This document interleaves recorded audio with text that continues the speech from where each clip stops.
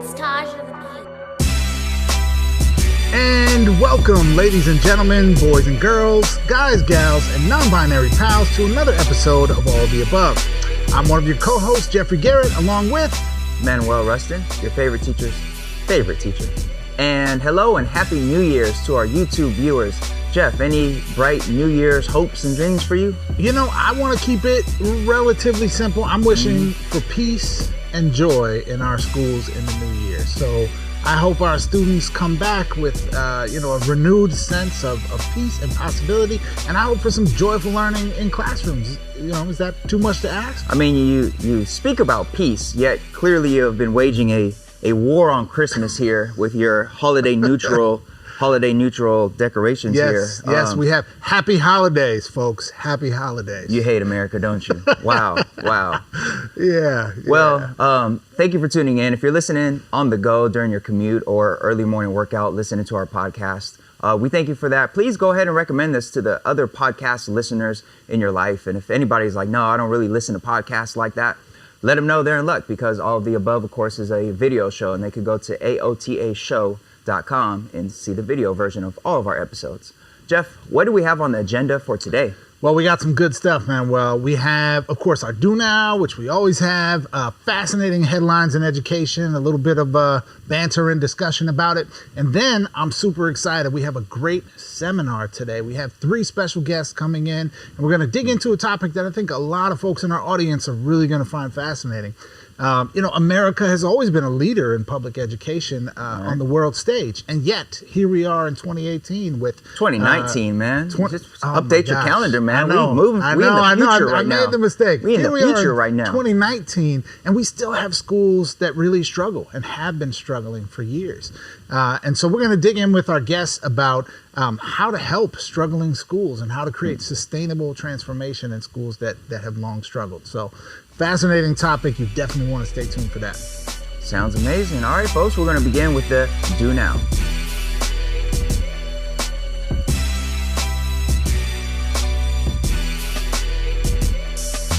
All right, now it's time for our Do Now, where we take a look at recent headlines in education. And today, Jeff, we have a pop quiz. You ready? I'm ready. Let's do it. Right. First quiz question for you. Why are so many children being diagnosed with ADHD? Because parents keep sending all the bad kids to school and they can't behave. Is that right? Well, you might be onto something. Although there are no bad kids, Jeff. They're all great kids. Come on, man. Well, all right. So there's a new Harvard study out that shows that students who are younger than their classmates are much more likely to be diagnosed as ADHD. Essentially, this study looked at records of children who started school early based on their state's enrollment policies, whether or not the student was born before September 1st or after September 1st.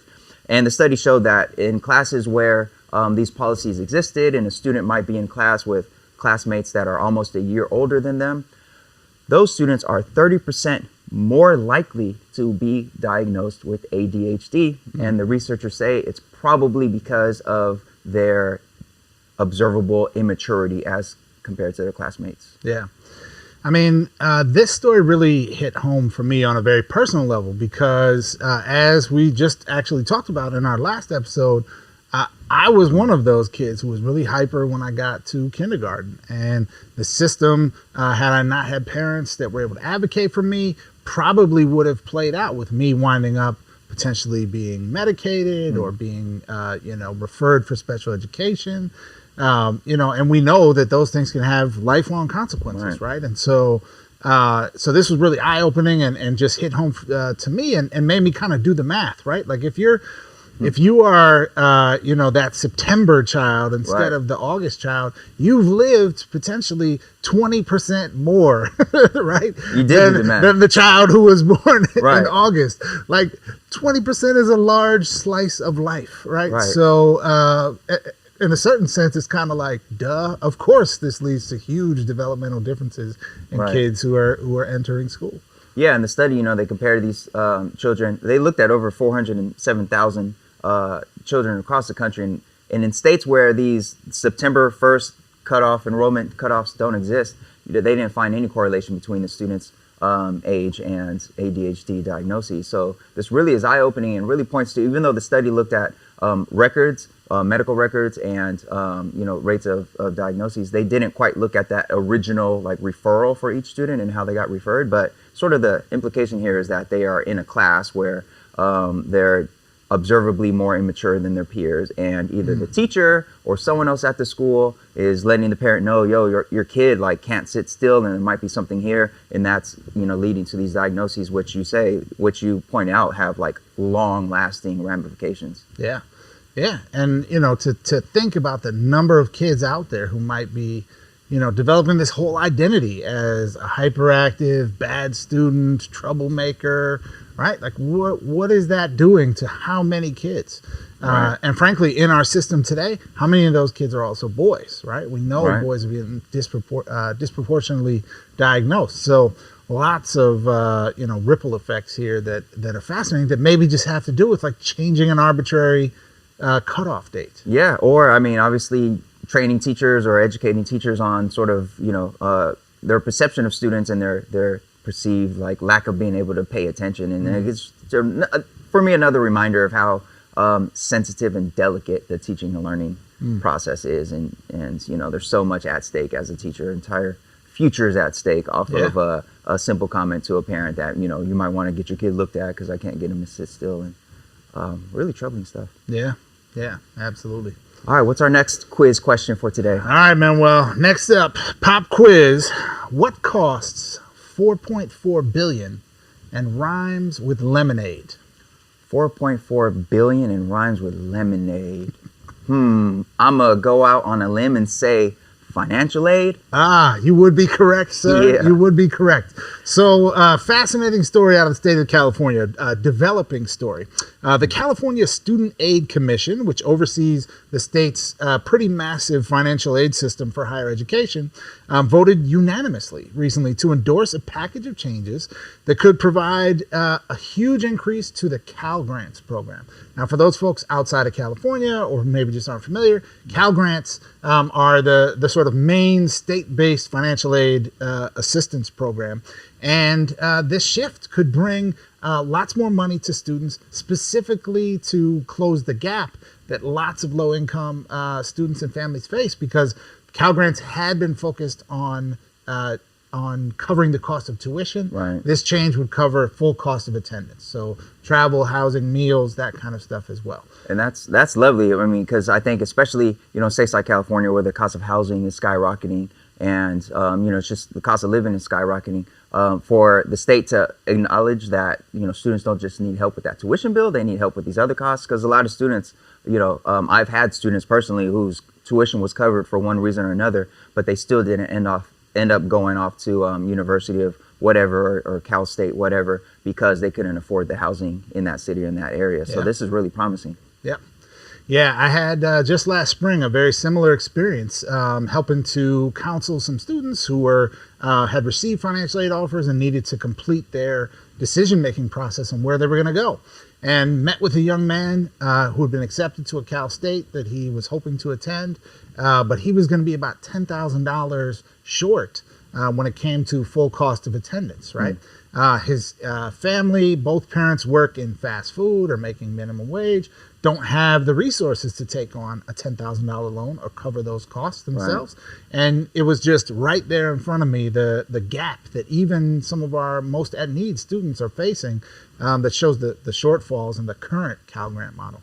Yeah, and one thing that I really appreciate about this model is that this is targeted at supporting those in need and lower income and moderate income families, versus I'm sure there's people out there thinking like, oh, why not just use that money and give it to the colleges so that they could lower their tuition or what have you. But studies show, and we'll link some of them on our website, studies show that states where the financial aid so-called is distributed directly to the colleges and not to the families, that tends to benefit middle and upper income families more so than the lower income families. So for California to offer this aid directly to in the form of need-based grants in the form of a Cal Grant, is really promising. And this is going to possibly double the amount of money that is currently being spent on the Cal Grant. But California is projected to have a $14.8 billion increase in our general fund next year because of our economy out here. And, hopefully this could get done. The legislature of California eventually has to approve this plan, but it's looking like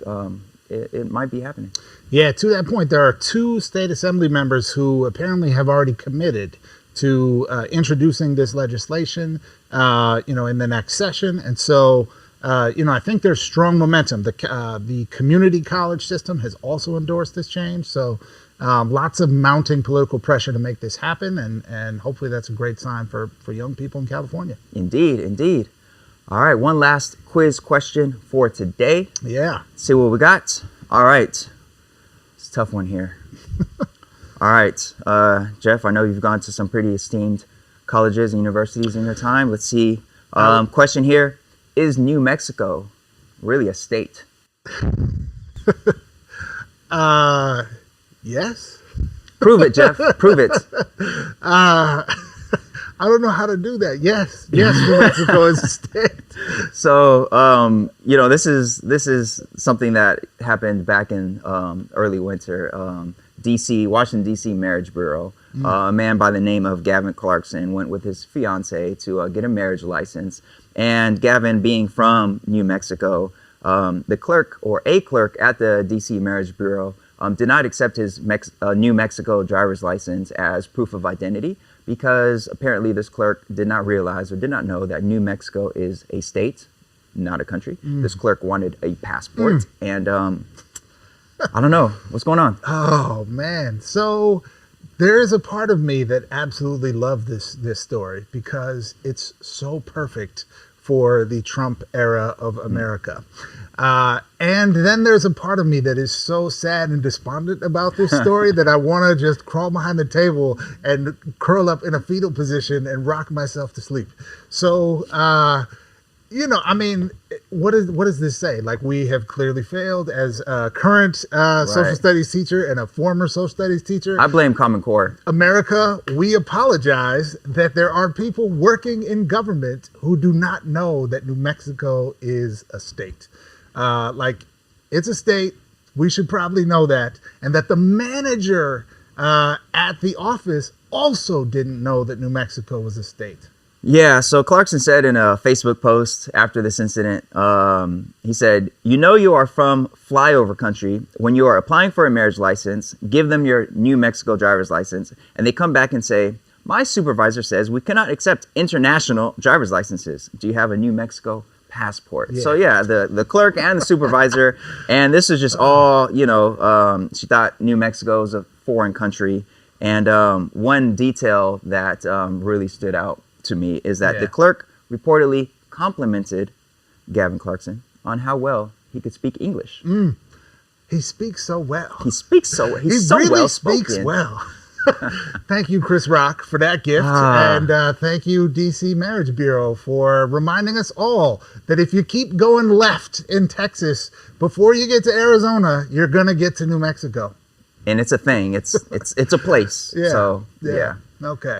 All right, so that about does it for today's Do Now. And up next, we have our seminar segment, which is going to be a very, very thrilling discussion, bringing in three very important guests. So stay tuned.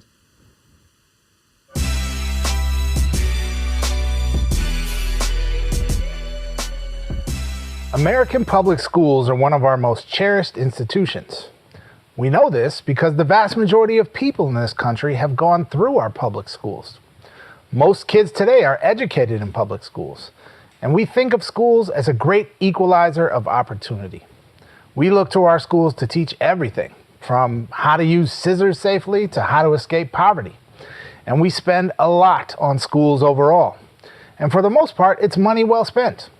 America is still globally a very well-educated nation. We are highly literate, and we have more people going to and graduating from college than ever before. And as we noted in a recent episode last fall, by nearly every metric that matters, our schools are, on average, doing better than ever. And yet, hiding within those averages are troubling equity issues. We have many stories of great success, and then we have schools that are struggling and have been struggling, sometimes for generations. Often these are schools that serve communities where poverty and its associated traumas are concentrated. The issue is we haven't yet figured out how to help struggling schools transform and sustain that transformation over time. And it's not that we haven't tried. We've had federal legislation with fancy names like No Child Left Behind and Race to the Top. We've had state interventions and county takeovers. We've had research-based intervention programs. We've had consultants and more consultants. We've reconstituted schools where the principal and the entire staff were made to reapply for their jobs, and we've converted struggling schools into charters. Now, most of these reform efforts have had at least some success, and yet we still find ourselves in 2018 with a system of public education with vastly different outcomes by race, class, and other indicators. These, not surprisingly, are outcomes from a system with similarly varying levels of funding from district to district and even school to school.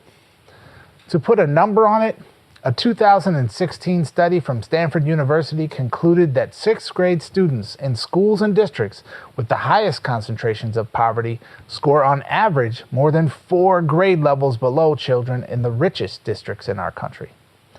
So, if schools are a bedrock public institution, and we already spend a lot on them, and the vast majority of us use them and like them, then why have we had such a hard time helping our most struggling schools improve? And what can we do to fix this persistent issue? All right, welcome everybody to today's seminar. I am so excited. We have a fascinating set of guests for you all today.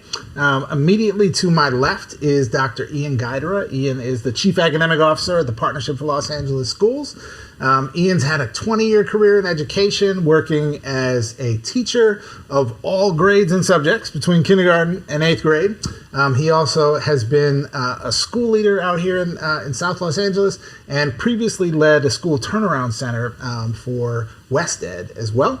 To Ian's left, we have Ryan Smith. Ryan is the Chief External Officer for the Partnership. Ryan has rejoined the Partnership recently after a stint at Education Trust West. Ryan has also the distinction of being the founding director of the Family and Community Engagement team at the Partnership as well. So welcome back, Ryan. And last but not least is Joan Sullivan. Joan is the CEO of the Partnership for LA Schools.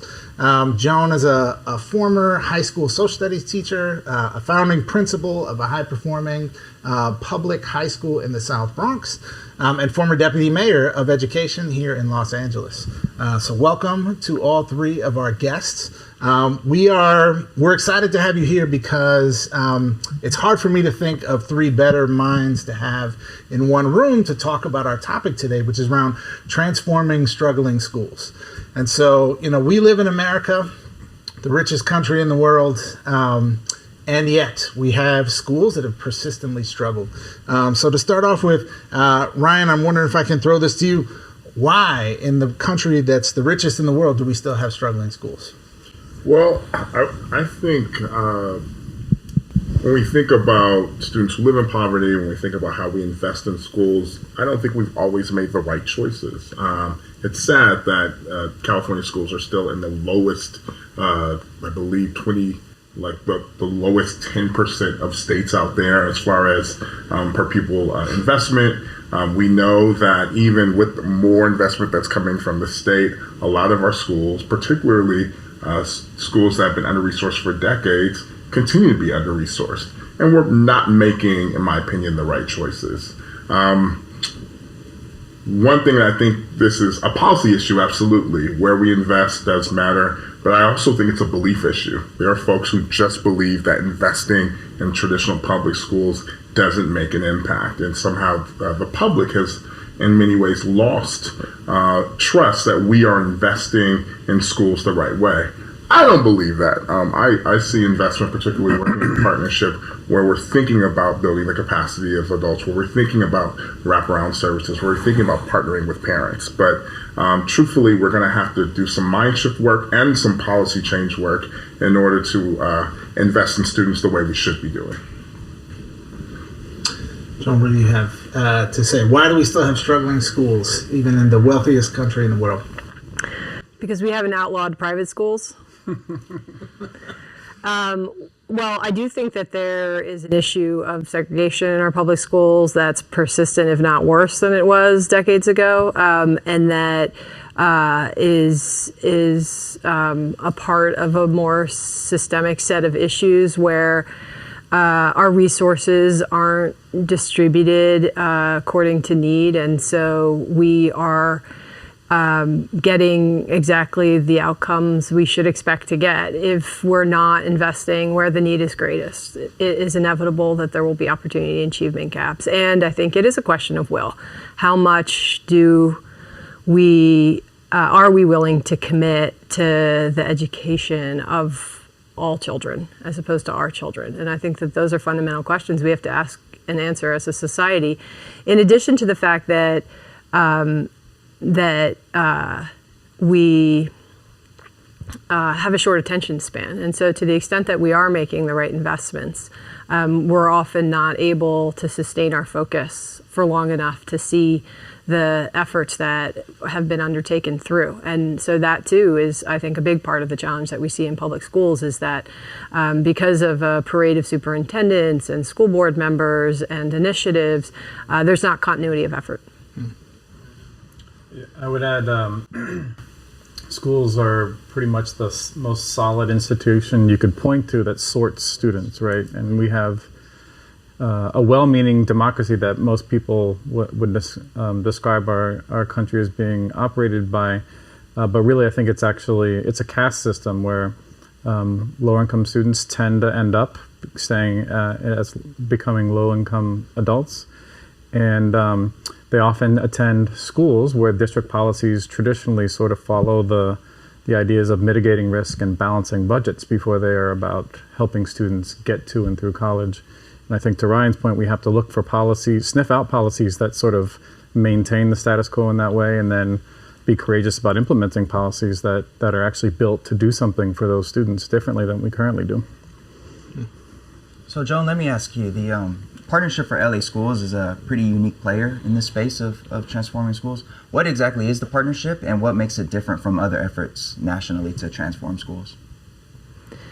Well, I'll start by saying that there aren't a lot of other efforts nationally, independent of the work that districts do every day, because there is a persistent belief that it can't be done.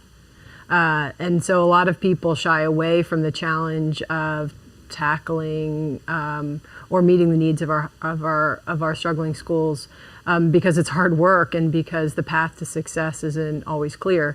But from the partnerships perspective, we don't see an alternative. These schools continue to exist. They continue to serve talented children who deserve every chance of success, and so there aren't a lot of efforts out there. We're among a handful of external operators of district schools, and so that in itself distinguishes us.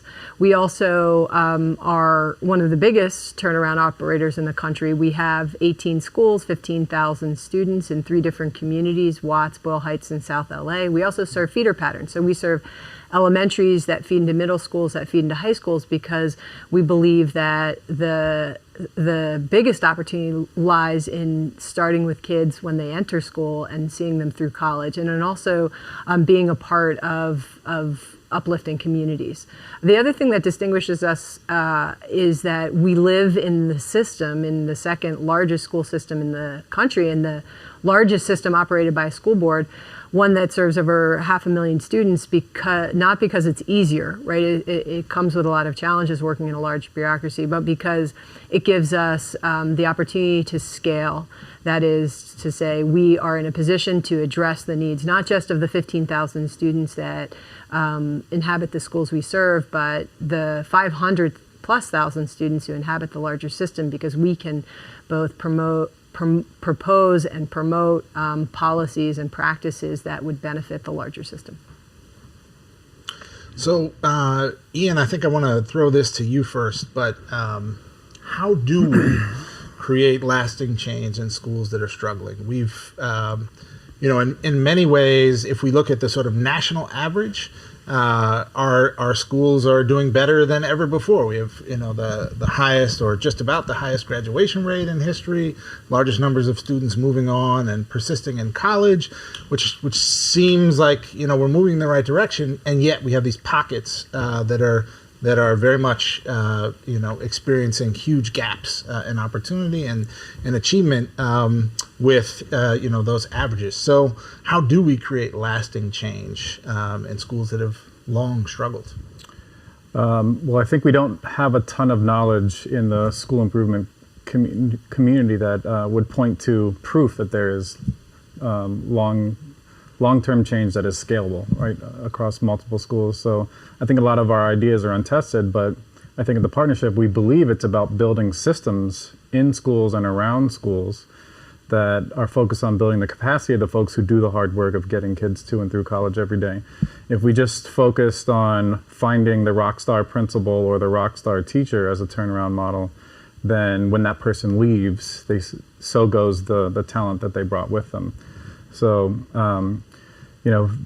a lot of our work is figuring out how do we collectively support every role within a school so that folks can do their job well and evolve in it over time. And then it withstands change when you have folks built, their capacity built around systems inside of a school that can withstand talent changes. Mm-hmm.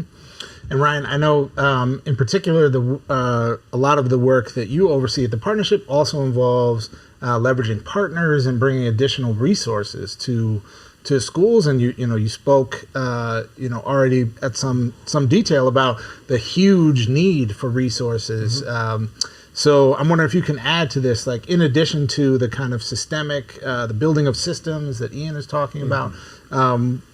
What do you see as kind of the path forward in terms of creating change in schools that have long struggled? Yeah, so I spent the last 4 years as executive director of Ed Trust West, where we talked a lot about how we close opportunity and achievement gaps. And one of the reasons I came back to the partnership is what I realized is we talk about prioritizing the schools that have been historically underserved, but doing that type of work, not only is it hard, it usually comes at deficit mindset. Well, these communities have so many deficits. Their parents don't care. They work 3 jobs. But what I noticed when I worked at the partnership and now coming back to it is actually these communities have a lot of assets.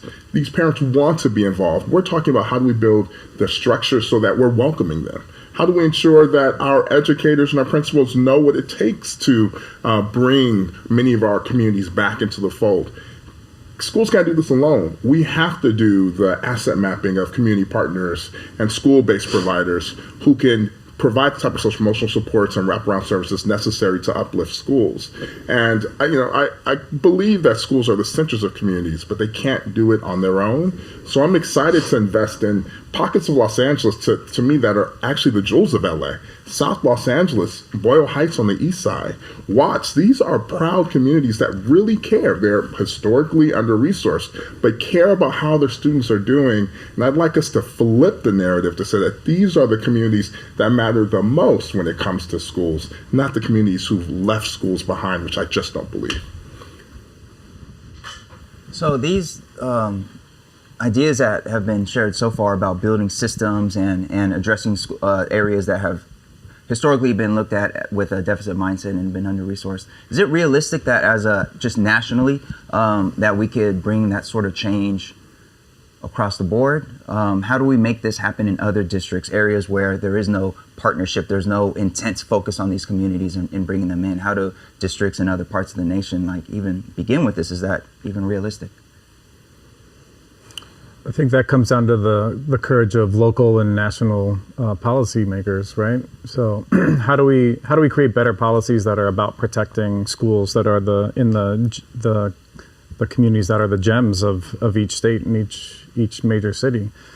I mean, you can imagine equity-based policies around training teachers and placing teachers and reinforcing teachers who stay in certain communities. I think there are pockets of these ideas around the country that we can point to, but they're sort of new and untested as like a national model for how to drive federal policy. Doesn't mean we haven't tried with a lot of federal policies over the years, like No Child Left Behind, school improvement grants, Race to the Top, all of those things. I think we learned sort of small ideas that might be scalable, but I think one thing that sort of separates out what we believe with the partnership is that long-term sustained investments in school improvement is the way to go, as opposed to how our federal policy making has gone in the past 20 years, which is 3 or 4 years of funds around an idea. And once the funds are gone, the idea goes with it. Yeah. So, Joan, I'm going to throw this to you first. But, the partnership's had some success. And so why don't we just do what the partnership is doing everywhere? Like, is that the key, or what is the key? Well, I don't believe that there is any single answer. I in the same way that I don't think large or urban districts or even mid to small districts should be coming at the issues from on high with a single set of solutions. I do think we need to differentiate, right? And that's going to be true by state and by community. And so when I think about the work of transforming public education, I think of the school as the unit of change. So we're not so much trying to create a great school systems, but systems of great schools. And that means that you are putting power in the hands of principals and local communities. And I believe that at the district level. I also believe that across the sector. That said, I do think there are some lessons that the partnership can teach other states and districts, among them that it's important to consider a portfolio model where the district isn't the only entity working in the system and running schools, that there are public-private partnerships that can be formed that bring additional resources into the system, additional ideas into the system. And so it's important to say that the partnership is a nonprofit that runs district schools abiding by all labor agreements and working within the constraints of the system so that we can change the system using an infusion of dollars to pilot innovations that we think will benefit our highest priority communities, like the ones that we're serving, which have been historically under-resourced. And so that's one lesson I think we can learn. I think we can also learn from the partnership in the sense that I think a lot of our progress has been the consequence of that continuity of effort, which has been possible because we aren't subject to the changing tides of a school board, right? We can see our initiatives through, and we've learned a lot over time, both from our successes and our mistakes, and that has been a powerful part of the progress. And the other thing that I sort of alluded to, and I'll just come back to, which I think is vital, Ryan spoke to it, is leveraging partnerships. How do we connect our schools to a broad array of resources? A lot of times people say resources aren't the issue, and it's true. We could spend infinitely on our schools and not get great results if we don't marry it with good policies. That said, there's a reason that those of us who have resources are sending our kids to private schools for $30,000, $40,000 a year, and then layering on that the cost of private tutors and everything else, and then the cost of taking our kids abroad or sending them to summer camp or getting them in piano lessons. It's because that array of resources and opportunities and experiences is what inspires and engages our kids. And so in order to do that, we need partnerships. And that's something that our organization has been able to do well, is leverage partnerships. And then the third thing is that when you're thinking about the school as a unit of change, it's not just continuity, but each school is dramatically different. And so you have to think about that community individually and figure out how to get to equity, not just in small increments, but in dramatic increments. Each school will need a very different approach. And that applies whether you have 5 schools, 50 schools, 500 schools, or 1,500 schools. You need to be differentiating from school to school. Well, I think that's a great note for us to end on. I want to thank our 3 guests today, Ian Guidera, Ryan Smith, and Joan Sullivan, all from the Partnership for Los Angeles Schools. And even though this episode is ending, I have the distinct privilege of seeing these folks at work on Monday. So I consider myself lucky. But also, all of our viewers can check out our episode extras. We're going to have one-on-one interviews with all three of these folks. So much more to check out on our website, which is aotashow.com. All right, man, Jeff, you were right. That was a very powerful seminar. We brought in some really powerful folks in education for that. Yes. That was excellent stuff. And actually, it turned out to be a little bit too powerful for just one episode. The extended version of that discussion, which is much lengthier than what you just heard, the full uncut version of that discussion is available right now at our website, aotashow.com. All right, so go back to that, and of course the one-on-ones are there as well. There's a lot more than what you heard in just this one episode. Now it's time for Class Dismissed, though, and Class Dismissed is a moment in our show where we shout out people doing excellent work in education. And last season, it turns out we had a class dismissed that we are gonna have to retract. Whoops.